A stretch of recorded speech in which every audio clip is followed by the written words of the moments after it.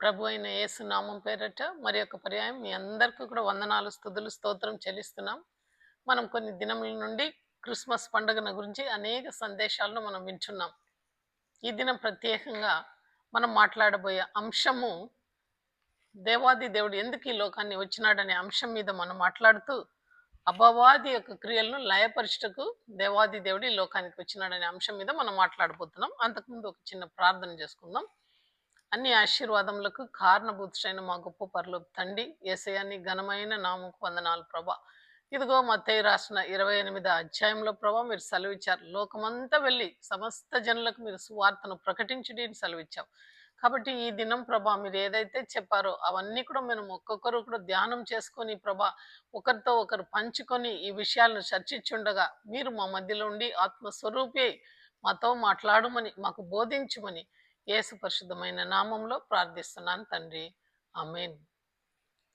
కాబట్టి గడిచిన 2-3 మెసేజెస్లో మేమైతే ఆలోచన చేశాను.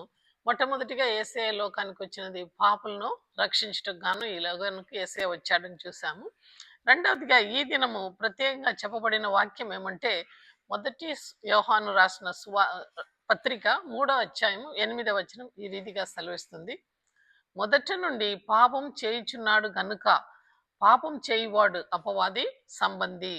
అపవాది యొక్క క్రియలను లయపరచుటకు దేవుని యొక్క కుమారుడు ప్రత్యక్షం అయిన. చూడండి, అపవాది క్రియలను లయపరచుటకు దేవుని యొక్క కుమారుడు ప్రత్యక్షమైన అంటే మనము చేసిన యొక్క పాపములను బట్టి సాతాను మనల్ని ప్రేరేపించాడు కనుక మనం ఎన్నో పాపాలకు గురి అయినాం. అయితే మన యొక్క ప్రయత్నం వలన ఎవరు కూడా ఈ పాపం నుండి విముక్తి పొందలేరు. ఆ దేవాది దేవుడు రక్తం చిందవలసి వచ్చిందనమాట. మొట్టమొదటిగా ఆయన యొక్క క్రియలు, సాతాన్ యొక్క క్రియలను లయపరచుటకు దేవాది దేవుడు ఈ లోకానికి క్రిస్మస్ టైంలో వచ్చినాడు. ఏంటి ఆయన చేసిన క్రియలు అని మనం ఆలోచన చేసినప్పుడు మొట్టమొదటిగా ఆదికాండం 3వ అధ్యాయం 1 నుంచి 6 వరకు ఈ రీతిగా ఇవ్వబడింది. దేవుడైన యెహోవా చేసిన సమస్త భూజనులలో సర్పము యుక్తి కలదై ఉండెను. అది ఆ స్త్రీతో, ఇది నిజమా, ఈ తోట చెట్లు దేని ఫలములైనను మీరు తినకూడదని దేవుడు చెప్పానా అని అడిగాను. మొట్టమొదట సాతాను చిన్నగా దాంట్లో కుయుక్తి కలది. సాతాను ఆ యొక్క సర్పం అక్కడ వెళ్ళిందనమాట, ఆ యొక్క ఏదైనా వనంలో. అందుకు స్త్రీ, ఈ తోట చెట్ల ఫలమును మేము తినవచ్చును, అయితే తోట మధ్యనున్న చెట్టు ఫలములను గురించి దేవుడు మీరు సావకుండునట్లు వాటి తినకూడదని వాటిను ముట్టకూడదని చెప్పని సర్పంతో అనేను. చూడండి, ఆమె ఇంకొకటి కలిపి చెప్తాదనమాట. ఈ తోటలో ఉండేటివన్నీ కూడా మేము తినొచ్చు, కానీ తోట మధ్యలో ఉన్న పండ్లను మేము తినకూడదు, దాన్ని ముట్టకూడదని. అందుకు సర్పము, మీరు సావనే సావరు, ఎలనగా మీరు వాటిని దినమందు మీ కనులు తెరవబడను, మీరు మంచి చెడ్డ ఎరిగిన వారై దేవతల వలె ఉందురు అని దేవునికి తెలియనని ఆయన ఆ స్త్రీతో చెప్తాడనమాట.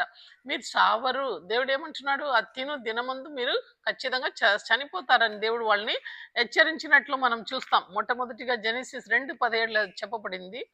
అయితే మంచి చెడ్ల తెలివిచ్చిన వృక్ష ఫలమును మీరు తినకూడదు, నీవు వాటిని దినమందు నిక్షయంగా సత్యదవని నరునికి ఆజ్ఞాపించను. దేవుడు ఆ రీతిగా ఆజ్ఞాపించింటే అయితే సాతాను ఏమంటున్నాడు, మీరు చావరు అని చెప్తున్నాడు. చూడండి, ఎలానగా మీరు వాటి దినమందు మీ కన్నులు తెరవబడి మంచి చెడు చెడ్డ ఎరిగిన వారై దేవతలెవరు మీరు ఉందరు అని దేవునికి తెలుసు అని ఆ స్త్రీతో చెప్తాడు. వెంటనే ఒక డౌట్ క్రియేట్ అయిపోయింది అనమాట. కాబట్టి పాపం ఎంత చిన్నగా సాతాను మనలోకి తీసుకొస్తాడని ఒకసారి ఆయన క్రియలన్నీ ఇలాగా ఉంటుంది. ఇంక చూడండి, స్త్రీ, ఆ వృక్షము ఆహారమునకు మంచిది, కనులకు అందమై ఉన్నదని, వివేకం ఇచ్చుటకు రమ్యమై ఉన్నదని ఉండుట చూచినప్పుడు ఆమె పొలములలో కొన్ని తీసుకొని ఆ పొలములలో తీసుకొని తను తిని దాంతో పాటు తన భర్తకి ఇచ్చాను, ఆయన కూడా దాన్ని తినను. అప్పుడు వారి ఇద్దరు కన్నులు తెరవబడను, వారు తాము దిగంబరమని తెలుసుకొని అంజూరపు ఆకు కుట్టి తమకు కచ్చలని చేర్చుకునేది.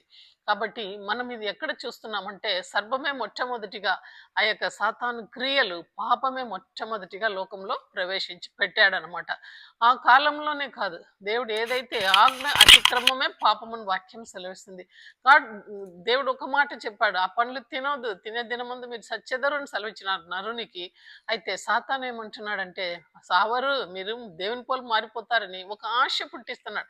అందుకే వాక్యం సూటిగా ఏం చెప్తుందంటే యోహాన్ సువార్తలు కాకుండా మనం పత్రికలో మనం చూసినప్పుడు నేత్రాశ, శరీరాశ, జీవపుండమం. అక్కడ చూడండి, ఆమె ఆ స్త్రీ ఆహారమునకు మంచిది, కన్నులకు అందమైంది. చూడండి, నేత్రాశ ఆ పంట చూసిన వెంటనే ఆ కన్నులకు అందమై ఉన్నది, వివేకమిచ్చు రమ్యమై ఉన్నది అన్నమాట. అంటే ఆ యొక్క నేత్రాశ జీవపు డమ్మం, అది రమ్యంగా ఉంది, అది వివేకం ఇస్తుంది, జ్ఞానం, దేవుని పోలు మీరు అయిపోతారని సాతాను చెప్పింది కదా. సంపూర్ణంగా దాన్ని ఆమె నమ్మింది అనమాట.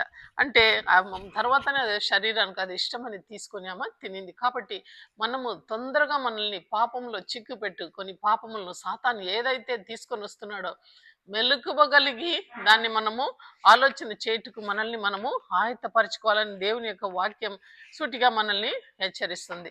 ఇక్కడ చూడండి, ఆ యోహాన్ పత్రికలు చెప్తున్నాడు అపవాది క్రియలు. మొట్టమొదటి క్రియ పాపం అని చూసాం, ఆది కాండంలో పాపం చేపించింది. అంతేకాకుండా మనము సువార్త పత్రికలో యోహాన్ సువార్త 8వ అధ్యాయము మనం చదివితే అక్కడ పాపాత్మురాలైన ఒక స్త్రీ కనబడతారు. అయితే ఆ పాపాత్మురాలైన స్త్రీ అక్కడ ఆమె పాపం చేసినట్లు యూదులందరూ ఏం చేస్తున్నారంటే ఆమెను పట్టుకొని వచ్చి ఆమెను యెరూషలేం దేవాలయం దగ్గర నిలబెడతారనమాట. యేసయ్య అప్పుడే ఒలివ కొండ నుంచి దిగి వచ్చి యెరూషలేం ఆలయానికి ఆయన వచ్చాడు. కాబట్టి అందరూ జనులు గుంపు కూడి ఆమె మీద నేరం మోపుతున్నారు. ఈమె పాపం చేసింది, మేము పట్టుకున్నాము, ఆమెను పట్టుకొని వ్యభిచారం చేయడం పట్టుకున్నాము అని సెలవిస్తున్నారు అనమాట. సెలవిచ్చి మరి ఒక మాట కూడా తెలుపుతారు, ఏమంటే మోషే కాలంలో ఎవరైతే వ్యభిచారం చేస్తున్నారో వాళ్ళని రాళ్లతో కొట్టి సంపవలనని అక్కడ వాళ్ళు ఎత్తి చూపిస్తున్నారు యేసయ్యకు. అయితే యేసయ్య మౌనంగా ఉండాడనమాట. అయితే వారందరూ కూడా మరీ ఆయనను అడుగుతున్నారు, ఈమెను రాళ్లతో కొట్టి మేము చంపుతాం అనేటప్పుడు ఆయన ఏం చేస్తున్నాడంటే తల కింద వాల్చుకొని నేల మీదకి ఆయన విరలతో రాస్తూ ఉన్నాడనమాట. ఆ స్త్రీ వాళ్ళందరి మధ్యలో దోషిగా నిలబడి ఉందన్నమాట.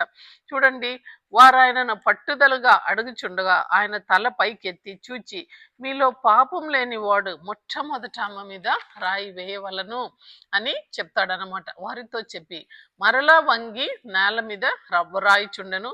వారు ఆ మాట విని ఒకని వెనుక ఒకడు, చిన్నవాడేమి పెద్దవాడేమి ఒక్కొక్కడు అందరు కూడా బయటికి వెళ్ళిపోయినారనమాట.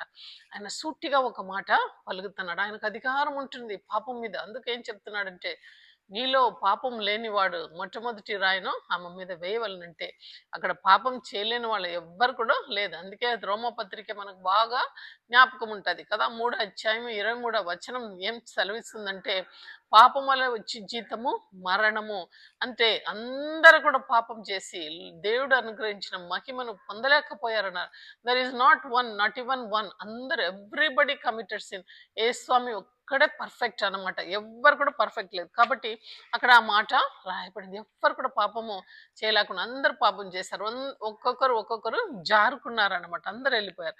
అయితే అదే పత్రికలో 10వ అధ్యాయం 11లో ఈ రీతిగా దేవుడు మాట్లాడుతున్నాడు. యేసు తల ఎత్తి చూచి, అమ్మా వారెక్కడ ఉన్నారు, ఎవడు నీకు శిక్షించలేడా అని ఆమెతో అడుగగా, లేదు ప్రభా నేను. అందుకు యేసు, నేను నీకు శిక్ష విధించను, నువ్వు వెళ్ళి ఇక పాపం చేయకుమని ఆమెతో చెప్పాను. చూడండి, దేవుడు ఎంతో కరుణ, దయం, జాలి కలిగిన దేవుడు.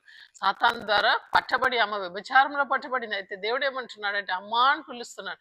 ఎవరిని కూడా ఆయన దోషిగా నిలబెట్టలేదు. నువ్వు ఈ తప్పు చేసినావని ఆయన మొరపెట్టలేదు. ఎంతో ప్రేమతో, కనికరంతో అమ్మా వాళ్ళు ఎవ్వరు కూడా నీకు శిక్ష పెట్టలేదా అని అడుగుతాడు. అంతేకాకుండా నేను కూడా నేను శిక్ష విధించలేను, అయితే ఒక మాట చెప్తున్నాడు, ఇక మీదట పాపం చెయ్యొద్దని. ఆమెతో చెప్పి ఆయన వెళ్ళారనమాట. అలాగనే మనము అపోస్తుల కార్యంలో ఆ దినములలో జరిగిన విషయం కూడా ఒకటి చూడాలి. అక్కడ చూసినప్పుడు అననీయ సప్పీరా మన అందరికి తెలుసు. వాళ్ళు కూడా అపోస్తల కాలంలో ఆ దినములలో అందరు కూడా రట్టెవరిచలను ప్రార్థనలను ఎడతగా ఉండేది అనమాట. వాళ్ళు కలిగిన ప్రతి ఒక్కటి కూడా వస్తువులందరూ కూడా వాళ్ళు తీసుకొచ్చి వాళ్ళ పాదాల దగ్గర పంచి పెట్టారనమాట. వీళ్ళిద్దరు ఏం చేస్తారు, భార్య భర్త ఆ యొక్క పొలమును అమ్మారనమాట. అమ్మిన తర్వాత వాళ్ళ పాదముల దగ్గర తీసుకొని వచ్చి పెట్టారు. మొట్టమొదట భర్తతో వాళ్ళు మాట్లాడుతున్నారు, అప్పుడు భార్య లేదు. అయితే ఏమని అనుకుంటున్నారంటే, మీరు అమ్మినది ఇంతకేనా అంటే, అప్పుడు పరిశుద్ధాత్మకు విరుద్ధంగా ఆ భర్త అబద్ధం ఆడుతున్నాడు. అంటే కొంచెం వాళ్ళకి సొంతంగా వాళ్ళు దాచిపెట్టుకున్నారనమాట. ఇక్కడ పోయి ఆయన దగ్గర ఆయన పాదం దగ్గర పెట్టినప్పుడు పరిశుద్ధాత్మకు విరుద్ధంగా అబద్ధం ఆడుటకు మీరు ఎంత ధైర్యం చేసినారని ఆయనను గద్దించినప్పుడు ఆయన అక్కడనే ఆలయంలోనే పడి చనిపోతాడనమాట. ఆయనను తీసుకొని పోయి పాతి పెడతారు. అటు తర్వాత కొన్ని గడియల తర్వాత భార్య కూడా వస్తుంది. భార్య వచ్చినప్పుడు ఆమెను కూడా అడుగుతున్నారనమాట, ఇంతకైనా మీరు ఈ భూమిని అమ్మినారంటే ఆమె కూడా అదే మాట పలుకుతుంది అనమాట. ఇప్పుడే నీ భర్తను పాతి పెట్టిన వాళ్ళ యొక్క పాదము ఇదిగో దేవాలయం దగ్గర నిలబడి ఉంటున్నది అని చెప్పిన వెంటనే ఆమె కూడా పడి చనిపోతుంది అనమాట. పాపం అనేది బహు భయంకరం. ఆమెను కూడా తీసుకొని పోయి పాతి పెట్టారనమాట. ఇక్కడ మనం 3 సంభవాలు చూస్తాం. సాతాను ఎంత మందిలో దూరి పాపాన్ని ప్రేరేపించుస్తాదనేది మొట్టమొదటిగా మనము చూడవలసిన ఒక సంగతి అనమాట. తొందరగా అది మనల్ని చిక్కులో పెడతాది. దావీదును కూడా అంతే, ఎంతో మహారాజు. అయితే తన సమయంలో యుద్ధ కాలంలో ఆయన యుద్ధానికి వెళ్లకుండా ఉండేటప్పుడు ఆయనను ఆశ కలిగి ఆయనను పాపములు నడిపించింది. అంతేకాకుండా ఉరియాను చంపివేసి ఉరియా భార్యను సొంతం చేసుకోమని చెప్పింది. అటు తర్వాత ఆయన పశ్చాత్తాపం పడినట్లు మనం చూస్తాం. ఇది మొట్టమొదటి ఆ యొక్క ఆయన పాపం అంటే సాతాన్ మనలో ప్రేరేపించే ఆ అపవాది సంబంధమైన క్రియలు అనమాట. మొట్టమొదటి క్రియలు పాపం. రెండవది సాతాన్ మనకి ఏం చేస్తుందంటే గుడ్డితనాన్ని కలుగజేస్తుంది. రెండవది గుడ్డితనాన్ని కలుగజేస్తుంది. ఇవి 2వ కొరింథీ పత్రిక 4:3-4లో మనం చూస్తాము. ఇకలోక సంబంధి మనకు ఆత్మ నేత్రానికి గుడ్డితనాన్ని కలుగజేస్తుంది వాక్యము రూఢిగా సెలవిస్తుంది. కాబట్టి మనం ఏం చేస్తామో మనకు తెలియదు. We are only will be working in the dark place అనమాట. ఆ గాస్పల్ మనం హృదయంలో చేరకుండా అపవాది మనల్ని ఆపివేసేస్తాడు అనమాట. ఏసేను మనం చూడకుండా మన కన్నులను ఆత్మ నేత్రాలని ఆయన కప్పివేస్తాడు. నాట్ ఓన్లీ దట్, ఆ యొక్క రక్షణ కార్యం మనలో జరగకుండా చీకటిలోన ఉన్నిస్తాడు అనమాట. ఇది రెండవగా ఆయన చేసే పని. Blindness, it can be real physical blindness గా ఉండొచ్చు, కొన్నిసార్లు ఆత్మానుసారమైన బ్లైండ్నెస్ ఉండొచ్చు. ఫిజికల్ బ్లైండ్నెస్ ను మనం చూసినప్పుడు మార్కు రాసిన సువార్త 10:46-52 వరకు మనం చూస్తే యేసయ్య ఎరిగో పట్టణం నుంచి దిగి వస్తున్నాడు. అలాంటి సమయంలో భర్తమయ్యన ఒక గుడ్డివాడు అక్కడ కూర్చొని ఉన్నాడు. ఆ యొక్క జన సమూహం యొక్క కేకను వాడు విని, దావీదు కుమారుడా నన్ను కరుణించుము, దావీదు కుమారుడా నన్ను కరుణించు. ఒకవేళ ఆయన వినిండొచ్చు, ఆయన యేసు అని ఆయన ఉంటున్నాడు, అందరినీ బాగు చేస్తున్నాడు అని వినిండొచ్చు. చూడండి, ఆ అకేషన్ వెంటనే ఆయన అందుకొని ఆ మాట పలుకుతున్నాడు. అందరూ ఆయన ఆపివేస్తున్నారు, ఉండంటే. అయితే ఆ శబ్దం విని యేసయ్య అక్కడ నిలబడాడు. వెంటనే నిన్ను పిలుస్తున్నాడు అని అందరూ వచ్చి చెప్పిన వెంటనే తన మీద ఉన్న వస్త్రాన్ని ఆయన కింద పడేసుకొని వాళ్ళ చేయి పట్టుకొని పరిగెత్తి వెళ్తున్నాడు. అయితే యేసయ్య అడుగుతున్నాడు, నీకేం కావాలని. వెంటనే ఆయన, నాకు చూపు కావాలా ప్రభా అని ఆయన అడిగినప్పుడు ఆయనకు చూపు దేవుడు ఇచ్చినట్లు వాక్యం సెలవిస్తుంది అన్నమాట. అంటే సాతాను ఎంతో కాలం నుండి మన కళ్ళను కట్టిపెట్టేసింది అనమాట. ఈ లోకం చూడకుండా, దేవుని చూడకుండా, దేవుని వాక్యం చూడకుండా మనల్ని కూడా, మన జీవితంలో కూడా అనేక గుడ్డితనాన్ని సాతాను కలుగజేస్తుంది. అది కాదులే, పరలోక రాజ్యం లేదులే, నరకం లేదులే అని కొంతమంది యవ్వనస్తులను సాతాను ఆ యొక్క చీకటి సంచారంలో తీసుకొని వెళ్ళిపోతుంది. ఇంకా కొన్ని శాపగ్రస్తమైన డిసీజెస్ కూడా మనకు సాతాను పెట్టింది అనమాట. అది కూడా మనం చూడాలా. లూకా సువార్త 13:10-17 అక్కడ ఒక స్త్రీ గురించి రాయబడింది. ఆమె 18 సంవత్సరము ఆమె గూనిగా ఉంటాడు అనమాట. ఆమె నిలిచి ఏమాత్రం ఆమె నిలువలాక ఉంది. చూడండి వాక్యం ఏం సెలవిస్తుందంటే, ఒకసారి ఆ విశ్రాంతి దినమున ఆయన యొక్క సమాజ మందిరంలోకి బోధించుచుండగా 18 సంవత్సరం ఆమె బలహీనరాలుగా ఉండి ఆమెను దయం పట్టిందనమాట. ఆమె అక్కడ వచ్చిందనమాట. ఆమె నడుము వంచిపోయి ఎంతగానో ఆమె చక్కగా నిలువలాక ఉండెను. కాబట్టి యేసు ఆమెను చూచి రమ్మని పిలిచి, అమ్మా నీ బలహీనం నుండి విడుదల పొంది ఉన్నావని ఆమెతో చెప్పి ఆమె మీద చేతులు ఉంచగానే ఆమె చక్కగా నిలబడి దేవుని మహిమపరచెను. చూడండి అక్కడ చూస్తే 18 సంవత్సరము అబ్రహాము కుమార్తెను ఈ సాతాను బంధించిందనమాట. ఆమె నేల మట్టుకు వంగింది, పైన చూడలేక ఆమె స్థిరంగా నిలబడలేదంట. కాబట్టి సాతాను చేసే కార్యాలు చూడండి. కొన్నిసార్లు కొన్ని డిసీజెస్ సాతాను తీసుకొస్తుంది. అది మనం జబ్బు మనం ఏమనుకుంటామంటే కేవలము సైంటిఫిక్ గా వచ్చిందని. కొన్ని సాతాను కొన్ని జబ్బులను తీసుకొని వస్తుంది. ఈ వాక్యంలో దేవుడు చెప్పినట్లయితే దయ్యం పట్టింది కాబట్టి 18 సంవత్సరం ఆమె నేరుగా నిలువలాక ఉండింది. అబ్రహాము కుమార్తెను సాతాను బంధించింది అని దేవుడు ఆ యొక్క అధ్యాయంలో మనతో మాట్లాడుతున్నాడు. సో ఆ బ్లైండ్నెస్ ఆత్మీయంగా ఉండొచ్చు, ఆ యొక్క గుడ్డి ఆ యొక్క శాపగ్రస్తమైన జబ్బులు కూడా సాతాను తీసుకొస్తుంది అనమాట. ఇది రెండవది.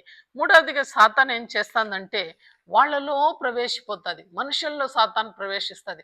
ఈ విల్ పొసెస్ అనమాట. నువ్వు మార్కు సువార్త మనం తీసుకుంటే రకరకాల సాతాన్లు మనం చూస్తాం. మొట్టమొదటిగా కనాను స్త్రీని మనం చూసినప్పుడు, అయ్యా నా కూతురుకు దయ్యం పట్టింది, మీరు వచ్చి ఆమెను చూడండి అని అడిగినప్పుడు, ఇస్రాయేల్కే వచ్చినాను కానీ మీకు రాలేదంటున్నాడు. ఆయనను పర్వాలేదు, బల్ల కింద పడిన ముక్కలు కుక్క పిల్లలు ఏరుకుంటాదని ఆమె బ్రతిమలాడి అక్కడ దేవుని పిలుచుకొని పోయి దేవుడు ఆమెను బాగు చేసినట్లు మనం చూస్తాం. అంతేకాకుండా మగ్దలేనా మరియకు 7 దయ్యాలు పట్టిందనమాట. అక్కడ కూడా దేవుడు ఆమెను విడిపించి ఆమె సువార్త సేవలు ఆమె గట్టిగా నిలబడుతుంది. మరి యొక్క స్థలంలో చూస్తే రూపాంతరం చెందిన ఆ యొక్క కొండ మీద యేసయ్య దిగి వచ్చిన తర్వాత ఒక అతడు ఆయన దగ్గరికి వచ్చి తన కుమారుడు శిష్యులు ఆయనను ఏమాత్రం స్వస్థత చేయలేకపోయారని సెలవిస్తున్నాడు. ఆయన ఎప్పుడు నురుగులు కప్పుకొని ఆయనకు ఫిట్స్ వస్తుందని ఆయన చెప్తా ఉన్నారంట. అయితే దేవుడు ఏమంటున్నాడు, కొన్ని పిచాసులు ఉపవాసము ప్రార్థన ద్వారానే బయటికి వెళ్తాదని హెచ్చరించాడు. చూడండి సాతాను చేసే కార్యాలు. ఈ దినం కూడా మనం ఎంతో గొప్ప గొప్ప మీటింగ్స్ జరిగినప్పుడు చూస్తాం. అనేక మంది నువ్వు సాతాను ఆక్రమించుకుంటది. వాళ్ళు వాక్యం చెప్పేటప్పుడు అందరు కింద పడతారనమాట.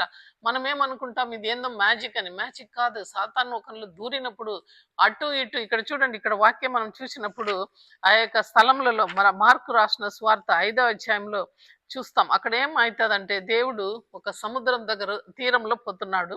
అక్కడ మనము ఒక సేనాన్ని దయపట్టిన ఒక వ్యక్తిని చూస్తాం. చూడండి, వారు సముద్రమునకు అద్దరై ఉన్న కేరాసీనులో దేశంలోకి వచ్చి ఆయన దోణ దిగగానే అపవిత్రాత్మ పట్టినవాడు ఒకడు సమాధులలో నుండి వచ్చి వారికి ఎదురుపడను. సమాధిలో ఉన్నాడనమాట.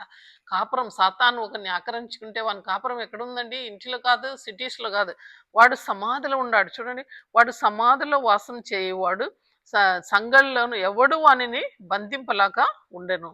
పలుమారు వానికి కాళ్ళకోను చేతులకోను సంకెళ్ళు వేసి బంధించినను వాడు వాటిని తెంపుకొని ఆయన విడిపించుకున్నాడు అనమాట. తను తాను ఎవడను అన్ని సాధుపరచలేకపోయారనమాట. అటువంటి వాడు ఎల్లప్పుడూ రాత్రి పగలు సమాధుల్లోనే కొండల్లోనూ కేక వేయచ్చు తను తాను రాళ్లతో గాయపరుచుకున్నాడంట. చూడండి, సమాధిలో ఉన్నాడు, రాత్రి కాలంలో కొండలకి వెళ్ళిపోతాడు, తను తాను గాయపరుచుకుంటాడు. చూడండి, ఒక సాతాను ఒకళ్ళు దూరినంటే ఎంత భయంకరమైన స్థితి. అటువంటి వాడిని యేసయ్య దర్శించినప్పుడు ఆయన భయపడి, దేవాది దేవుడా, సర్వోన్నతుని కుమారుడా, నీకు నాకు ఏం పని? నన్ను హింసించుటకు ఎందుకు ఇక్కడికి వచ్చినావంటే నీ పేరు ఏమి అంటున్నాడు దేవుడు. నా పేరు శానా అంటున్నాడు. శానా అంటే ఆయన అక్కడ చెప్తాడు, మేము అనేకులం అనే అర్థం అనమాట. ఆయన నీ పేరు ఏమి అని అడగగా నా పేరు శానా, మేము అనేకులం అంటున్నాడు. అంటే కొన్ని వేల దయాలు వాన్ని పట్టిందనమాట. అయితే దేవుడు వాన్ని ఇడిచిపెట్టి పొమ్మంటే అవి అడుగుతాయి, మేము ఈ పందుల్లో మమ్మల్ని పంపించండి అని అడిగినప్పుడు దేవుడు అక్కడ ఉండే పందుల్లోకి మీరు వెళ్ళిపోండి అనేటప్పుడు ఆ దయాలన్నీ కూడా అక్కడ పందులు సముద్ర తీరం ఉంటే వాటిలో వెళ్ళిపోయినాయి. అక్కడ పోయి అవి పడి సచ్చినాయని వాక్యం సెలవిస్తుంది. యేసు వాటికి సెలవీయగా అవి వాన్ని విడిచిపెట్టి పందులలో ప్రవేశింపగా ఇంచుమించు 2000 సంఖ్యల గల ఆ మంద ప్రమాదం నుండి సముద్ర తీరమునకు వచ్చి అక్కడ ఊపిరి తిరగక అవి చనిపోయినాయని వాక్యం సెలవిస్తుంది. ఇదన్నమాట ఒకరిని సాతాను పట్టినప్పుడు జరిగే కార్యాలు. ఇప్పుడు కూడా మనం చూస్తాం, ఎంతో మంది ప్రార్థన పిలుచుకొస్తారు, నా బిడ్డకు దయ్యం పట్టిందమ్మా, నా కొడుకుకు దయ్యం పట్టిందమ్మా, రకరకాల దయ్యాలు. త్రాగుడనే దయ్యం పడుతుంది, కొంతమందికి సిగరెట్ అనే దయ్యం పడుతుంది, రకరకాల వ్యభిచారం, అన్ని పాపములు దయ్యములు అవి అన్నమాట. అవి పట్టి మనిషిని పీడిచి సంపిస్తుంది. మొట్టమొదట పాపంలో ప్రవేశపెడుతుంది, నిన్న గుడితనం కలుగజేస్తుంది, శాపగ్రస్తులుగా మనల్ని మార్చేస్తుంది. నాలుగోదిగా మరణం తీసుకొని వస్తుంది. ఇక్కడ మనం మరణము మాట్లాడినప్పుడు పలు విధంగా మనం చూడాలి. ఒకటి మాత్రం నేను చూపెట్టగలుగుతాను. మత్తయి సువార్త 27:5లో మనం చూస్తాం, ఎంతో దేవుని దగ్గర ఉన్న యూదా ఇస్కరియోతు కేవలం ఆ వెండి నాణేల కోసము ఆశపడాడు అనమాట. ధనాపేక్ష అన్నిటికన్నా పెద్ద పాపం. ఆడ ఆశపడి ఎట్లయినా దేవుని నేను అప్పచెప్తే నాకు దండిగా డబ్బిస్తారు కదా అని అనుకున్నాడు అనమాట. సరేలేని ఆయన అప్పచెప్పిన తర్వాత ఆయనను ఎప్పుడైతే వాళ్ళు సిలువ వేసేదానికి కొరడా దెబ్బలతో కొడతారో మన మనస్సాక్షి బాధిస్తుంది అనమాట. కాబట్టి ఇక్కడ ఏమంటున్నాడు చూడండి, అతడు ఆ వెండి నాణయములను దేవాలయంలో పారవేసి వెళ్ళి ఉరి పెట్టుకొని చనిపోయాను. చూడండి, ఆయన ఉంచుకోలేకపోయాడు. ఈ నిరపరాధిని నేను చూపించేస్తున్నా నేను బాధపడి ఆయన పోయి వాళ్ళని అడుగుతారు, మీ డబ్బు మీరు తీసుకోండి, ఆయనను వదలండి అంటే వాళ్ళు వదలలేదనమాట. ఆ నాణ్యాలను తీసుకుని పోయి ఆ దేవాలయంలో పడవేసేసి వెంటనే అడుగుతున్నాడు దేవుని. ఆయన క్షమాపణ అడిగింటే ఒకవేళ బాగుండేమో, ఆయన క్షమాపణ అడగలే. సాతాను అన్ని ఏం చేస్తుంది, ప్రేరేపిస్తుంది. ఈ దినం అనేక మంది యవనస్తులను వెళ్ళి ఉరి వేసుకోమంటే మనం చూస్తాం టీవీలలో, చిన్న చిన్న 13 సంవత్సరం 14 సంవత్సరం బిడ్డలు వాళ్ళు ఆన్లైన్లో ఏదేదో తెచ్చుకొని ఉరి వేసుకున్నట్లు సంగతులు మనం వార్తల్లో వింటున్నాం. ఎంత భయంకరమైన స్థితి. ఇప్పుడు కూడా ఈ కాలంలో కూడా 2025 సంవత్సరం దేవాది దేవుడు దాని తలను ఆయన చిదగొట్టాడు. అయినప్పటికీ అది ఇంకనూ తిరుగుతుంది. దాని కాలం ఇంకా ఇవ్వబడింది అనమాట. దానికి తీర్పుకు దేవుడు దాన్ని పెట్టి ఉన్నాడు. అంతవరకు అది ఈ లోకంలో తిరుగుతుంది. అయితే దాని మీద విక్టోరియస్ లైఫ్ మనకుంటున్నది. అయితే ఈ క్రిస్మస్ కాలంలో దేవుడు ఎందుకు వచ్చినాడు, సాతాను క్రియలను లయపరచడం. ఈ యొక్క 4 కార్యాల గురించి ఎలా లయపరుస్తున్నాడు మొట్టమొదట చూస్తే మనకు వాక్యం ఉంటున్నది. ఆయన యొక్క పుట్టుకతో దాన్ని లయపరుస్తున్నాడు. మొట్టమొదట చూడండి, చీకట్లో ఉన్న జనులు గొప్ప వెలుగును చూచుచున్నారు, మరణ ఛాయగల నివాసుల మీద వెలుగు ప్రకాశం. అంటే సాతాను చీకటికి సమానం. అయితే ఎప్పుడైతే క్రీస్తు లోకానికి వచ్చాడో వెలుగు అందరి కళ్ళు తెరవబడింది అనమాట. మనం వెలుగులోకి వచ్చినాం. రెండవ వాక్యము మత్తయి సువార్త 1:21 ఏం చెప్తుందంటే, ఆమె ఒక కుమారుని కనును, తన ప్రజలను వారి పాపం నుండి ఆయనే రక్షించును గనుక ఆయనకు యేసు అని పేరు పెట్టాం. ఆయన రక్షకుడుగా వచ్చాడు. ఈ పాపములను రక్షించుటకు ఆ పాపాత్మురాలను పట్టుకొచ్చారు వ్యభిచారంలో. అయితే అమ్మ ఇక మీద పాపం చేయొద్దని పంపించాడు. గుడ్డివాడును ముట్టి ఆయనను బాగు చేశాడు. సేనాన్ని దయం పట్టిన వాడిని దేవుడు బాగు చేశాడు. చూడండి, పాపం మీద దేవునికి అధికారం ఉండింది. కాబట్టి క్రిస్మస్ లో we all need to praise God because we have a saviour who can save us. మన పాపముల నుండి మనల్ని రక్షించి ఒక దేవుడు ఉంటున్నాడు. రెండవదిగా ఆయన యొక్క సిన్లెస్ లైఫ్ ఈ కాలంలో క్రీస్తుగా పుట్టి పాపం లేని జీవితం ఆయన జీవించాడు గనుక మనల్ని ఆయన ఈ యొక్క సాతాను క్రియల నుంచి ఆయన దూరపరచగలుగుతాడు. ఆ వాక్యం 2 కొరింథీ 5:21 ఈ రీతిగా సెలవిస్తుంది, ఎందుకనగా మనం ఆయనందు దేవుని నీతి ఆగునట్లు పాపం ఎరుగని ఆయనను మన కోసం పాపముగా చేశాను వాక్యం సెలవిస్తుంది. చూడండి, ఆయన ఏ పాపం ఎరుగడు అనమాట. పాపం అంటే ఆయనకు లేదు, ఆయన దరిదాపులో కూడా రాదు. అంత పరిశుద్ధుడు, పవిత్రుడు, దేవుని కుమారుడు, పాపమే చేయలే. అటువంటి వాణ్ణి లోకంలో అందరు పాపమును మోసుకొని పోయే దేవుని గొర్రె పిల్లని బాప్టిజం ఇచ్చు యోహాను సెలవిచ్చాడు. ఆ రీతిగా మనమందరం మన పాపములను ఆయన మీద మోపాం. అయితే ఆయన పరిశుద్ధుడు గనుక ఆ యొక్క అపవాది క్రియలను ఆయన లయపరచుటకు ఈ లోకానికి వచ్చాడు అనమాట. మూడవదిగా ఆయన రక్తం ద్వారా మనల్ని అపవాది క్రియలను ఆయన లయపరుస్తాడు. అది చూడండి, హెబ్రీ రాసిన పత్రిక 9:13-14 ఈ రాలా సెలవిస్తుంది, ఏలయనగా మేకల యొక్క ఎడ్ల యొక్క రక్తమును వారి మీద ఆవు దూడ బూడిద జల్లున్న వలన శరీరం శుభ్రం అవుతుంది, కానీ వారిని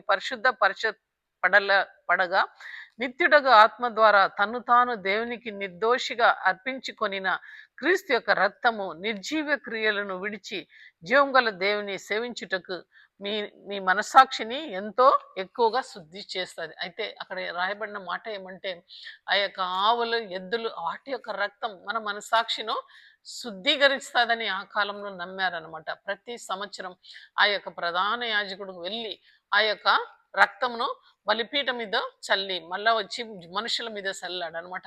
అయితే ఒక సంవత్సరం వాళ్ళ మనస్సాక్షి శుద్ధీకరింపబడుతుంది అనమాట. అయితే దేవుడు ఒక బలి కోరినాడు, పరిశుద్ధ బలి. దేవాది దేవుడు తన ఏకైక కుమార్ని లోకానికి పంపించినప్పుడు ఆయన ఏమంటున్నాడు, దేవునికి నిర్దోషినిగా అర్పించుకొనిన క్రీస్తు యొక్క రక్తం, ఆయన రక్తం మనల్ని ప్రతి అపవాది క్రియల నుంచి విడుదల చేస్తాదని వాక్యం సెలవిస్తుంది. ఆయన యొక్క పునరుత్థానం ద్వారా కూడా ఈ యొక్క సాతాన్ యొక్క క్రియలు లయపరచబడతాది. ఆయన పునరుత్థానం గురించి మనం మాట్లాడాలి. ఎందుకంటే క్రీస్తు ఎందుకు లోకానికి వచ్చాడు?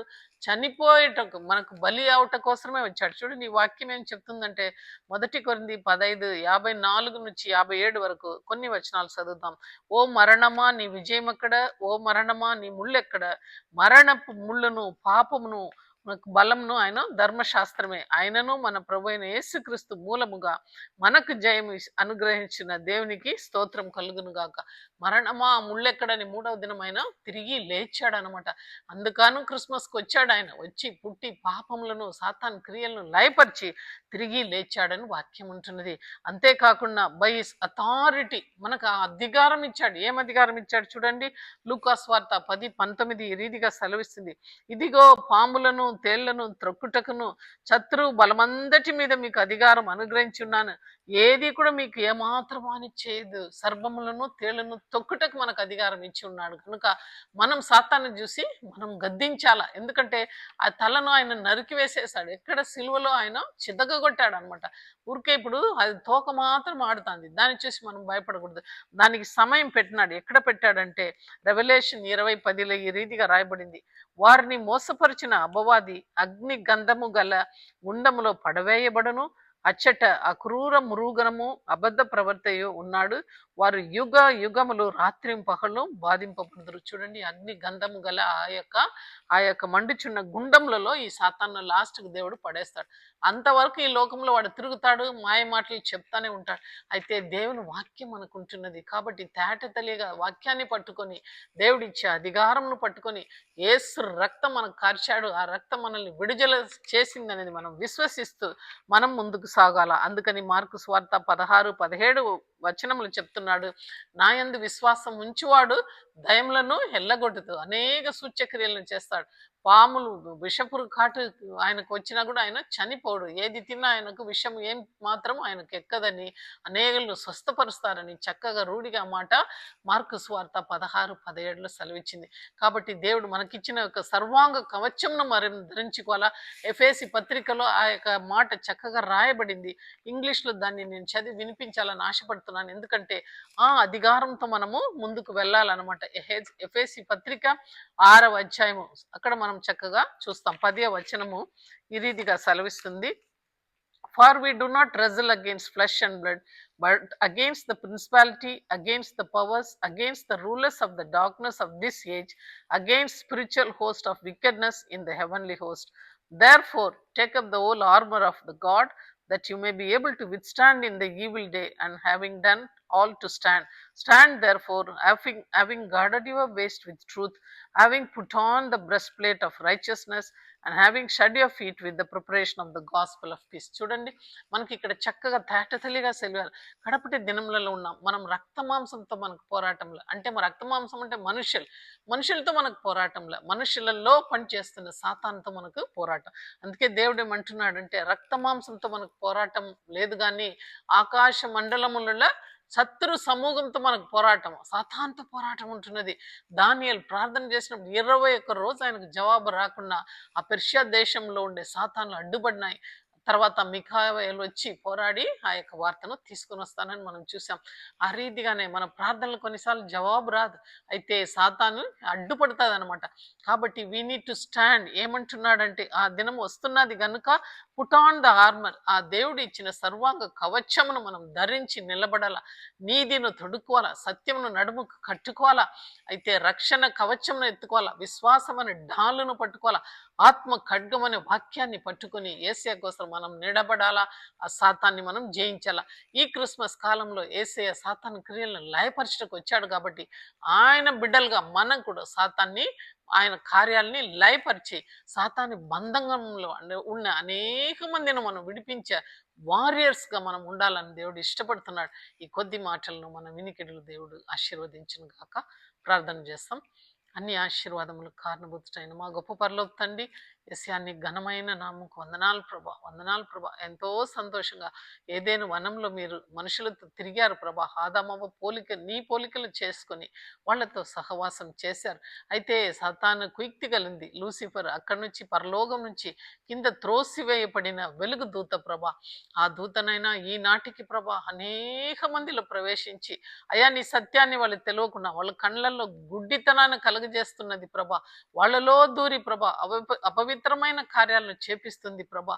అయితే మేము రోషం కలిగి ప్రభా సత్యమును మేము కూడా ధరించుకొని నీతిను మైమరు తొడుక్కొని ప్రభా విశ్వాసం ద్వారా నాయన ఆ బిడ్డలను నాయన నరగ పాత్రులుగా కాకుండా ప్రభా ఒక్కొక్కరిని నాయనా నీ సన్నిధానానికి లాక్కుండే ఆ యొక్క సువార్త వెదజల్లడంలో మాకు భారం దయచే ప్రభా. అయా లూకా సువార్త 15లో ముగ్గురును చూపించావు. తప్పిపోయిన గొర్రెపిల్ల, తప్పిపోయిన నాణేము, తప్పిపోయిన ఇదిగో నాయన తప్పిపోయిన కుమారుడు, ముగ్గురిని చూపించావు ప్రభా. నీ భారం ఎంతగో ఆ భారం మేము తీసుకొని ఈ లోకంలో ఎంతో మంది నశించిపోతున్నారు. ఎంతో మంది సాతాన్ ద్వారా లీడ్వపడి ప్రభా నరకం వైపు వెళ్ళుచున్నారు. అటువంటి వారిని ప్రభా అడ్డుపడుటకు యేసయ్యా మాకు నాయన ఆత్మల భారం దయచేయమని అడుగుచున్నాం. ఈ క్రిస్మస్ కాలంలో కేవలం తిని తాగి ప్రభా ప్రజలు తిరగకుండా అయా సత్యం అనే వెలుగులోకి వచ్చుటకు సహాయం చేయమని నీ యొక్క స్వార్థన నాయన ప్రజలు వినేటప్పుడు హృదయంలో మార్పు తీసుకురమ్మని విత్తబడిన వాక్యానికి ప్రభా నీరు కట్టి ఫలింప చేయమని యేసు పరిశుద్ధమైన నామంలో ప్రార్థిస్తున్నాను తండ్రి. ఆమేన్.